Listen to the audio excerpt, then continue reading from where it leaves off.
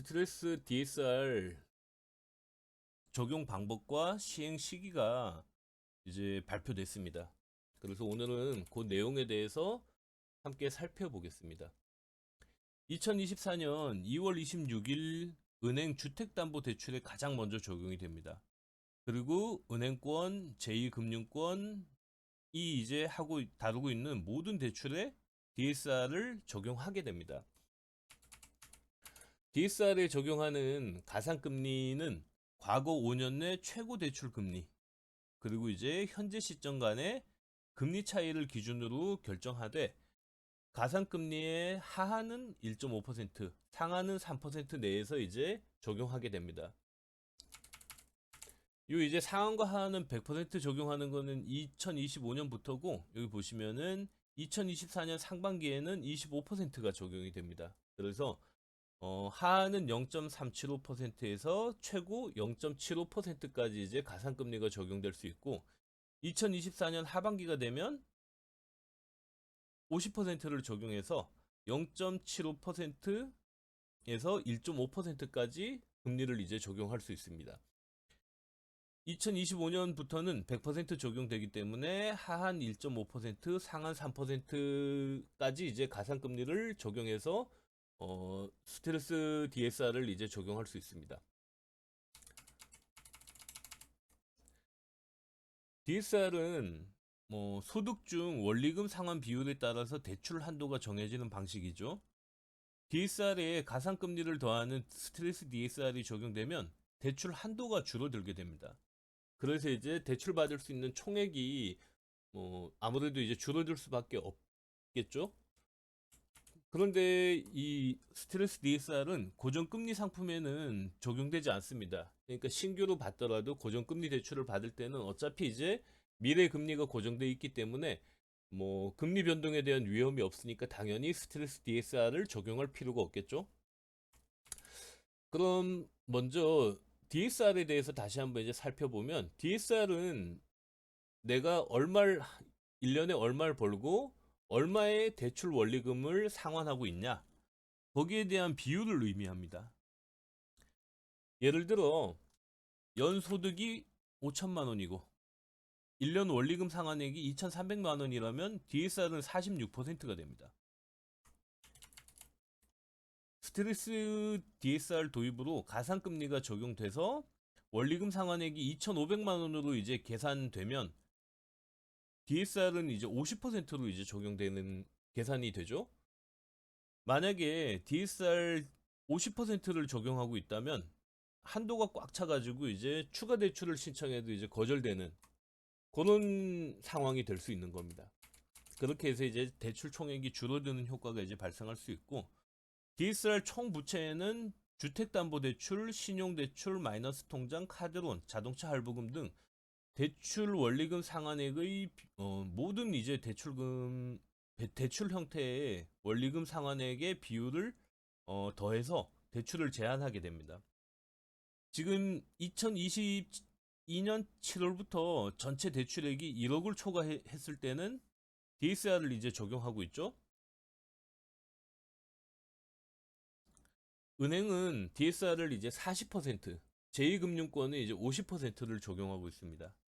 아무래도 이제 은행이 조금 더 이제 보수적인 한도를 가지고 DSR을 적용하고 있기 때문에 대출이 조금 더 어려운데 여기에 스트레스 DSR을 적용하게 되면은 한도까지 낮아져서 대출이 이제 조금 더 어려워질 것 같습니다.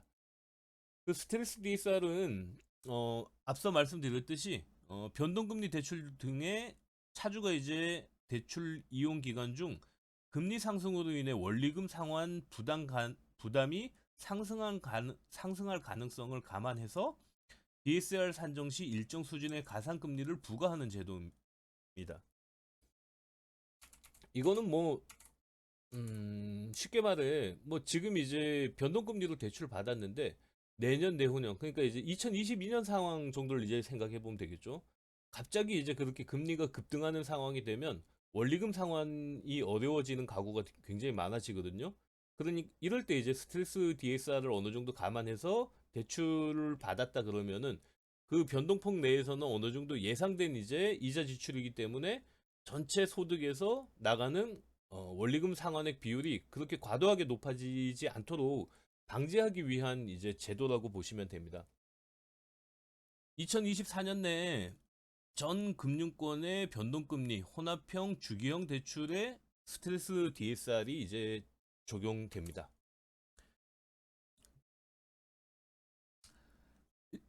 사례로 사례를 살펴보면 연소득 5천만 원인 분이 DSR과 스트레스 DSR을 적용받으면은 어떻게 달라지는지를 이제 보시면은 연소득 5천만 원의 만기 30년 그리고 DSR 40%를 적용받으시는 분이 현재 금리 4.5%로 이제 계산하면 대출 가능한 금액은 3억 3천만 원까지 이제 받으실 수 있습니다. 그런데 여기에 가상금리 1%를 더해 가산 후 금리를 5.5%로 계산하면 대출 가능한 금액은 2억 9천만 원까지 줄어들게 됩니다. 약 이제 4천만 원이 한도 대출이 이제 줄어드는 그런 효과가 이제 발생하게 되는 거죠.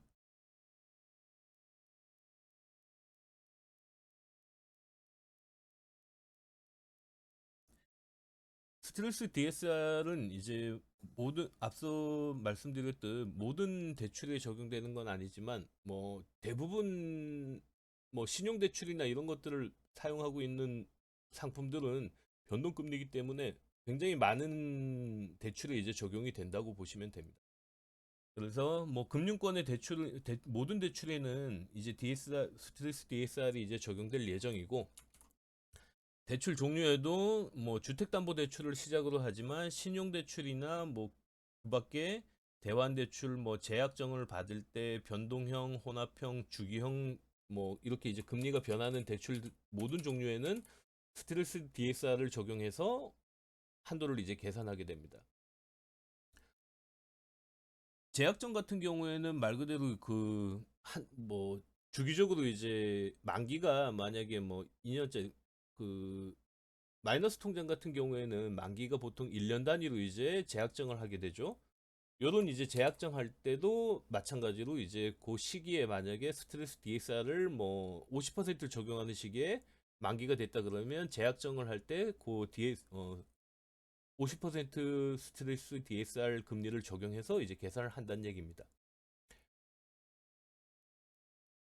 과거 5년 내 최고 금리하고 현재 금리 이 차이를 이제 기준으로 산정하게 되는데 현재 금리는 매년 5월, 11월 기준으로 발표되는 한국은행에서 예금은행 가계대출 신규 취급 가중평균 금리 말도 어렵죠? 를 기준으로 이제 산정하게 됩니다. 아래 표는 제가 이제 11월 기준으로 발표된 한국은행 이제 그 가계대출 신규 취급의 기준을 이제 표를 캡처한 거거든요. 그 보시면은 지금 현재 2023년 11월 기준으로 주택담보대출 4.48%, 가계대출 5.04%로 이제 지금 나와 있습니다. 그래서 과거 5년 동안 뭐 평균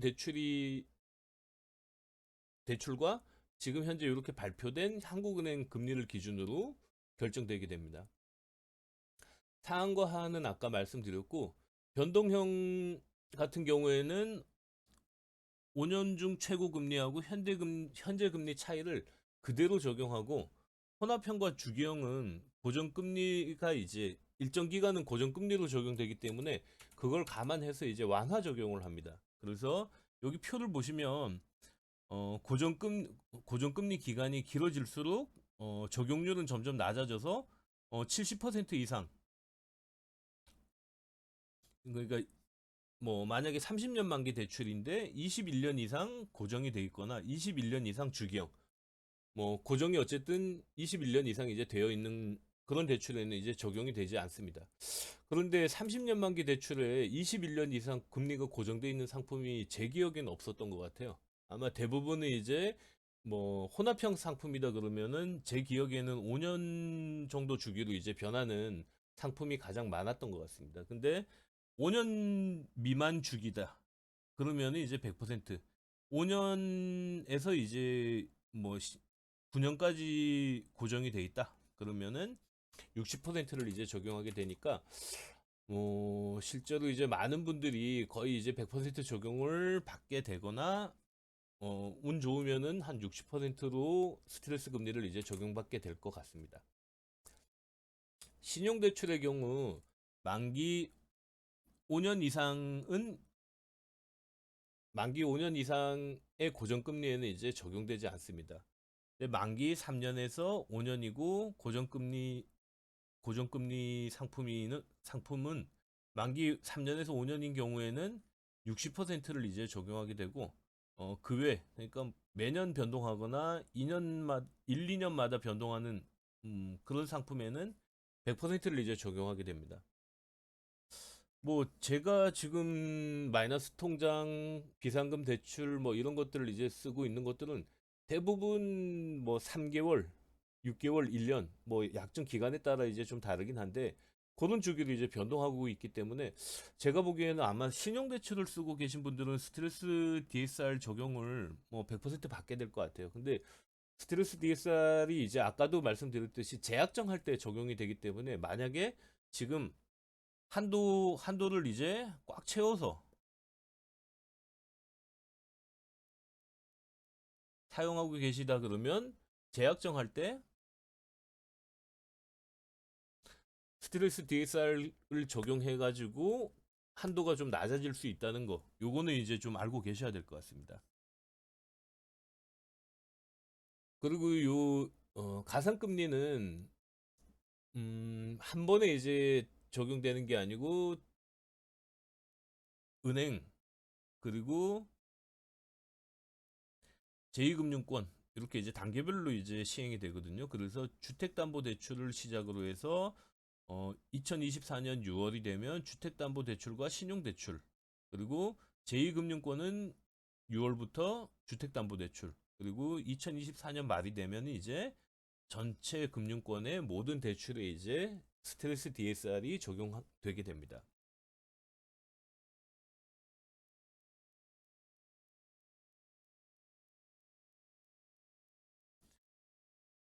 실제 스트레스 DSR이 적용되는 사례를 보면 만약에 연소득 5천만 원인 분이 적용 전에는 3억 2,900만 원을 이제 적용받을 수 있었다.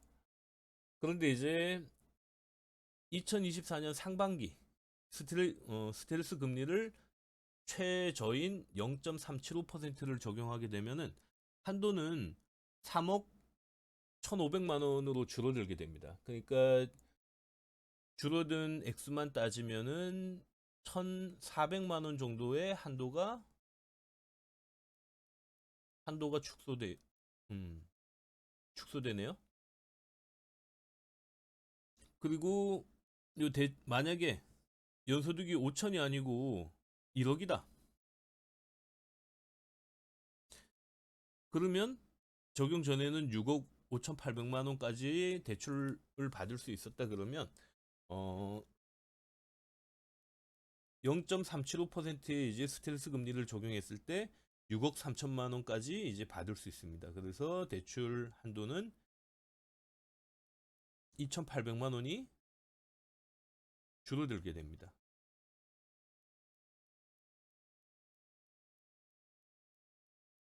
근데 이제 2024년 하반기가 되면은 이제 스트레스 금리 50%가 적용돼서 한도가 더 줄어들게 되죠. 그래서 3억 동일한 5천만 원이 소득이신 분이면은 한도가 2,700만 원이 줄어들게 되고 1억이신 분 같은 경우에는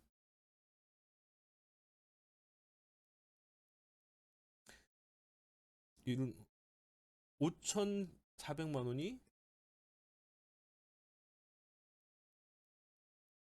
줄어들게 됩니다. 이제 100%가 적용되는 2025년이 되면 어, 줄어드는 폭이 굉장히 커지죠. 그래서 계산해 보면은 5천 소득이 5천만 원인 분은 한도가 5,100만 원이 줄어들게 됩니다. 소득이 1억이신 분은 한도가 1억 200만 원.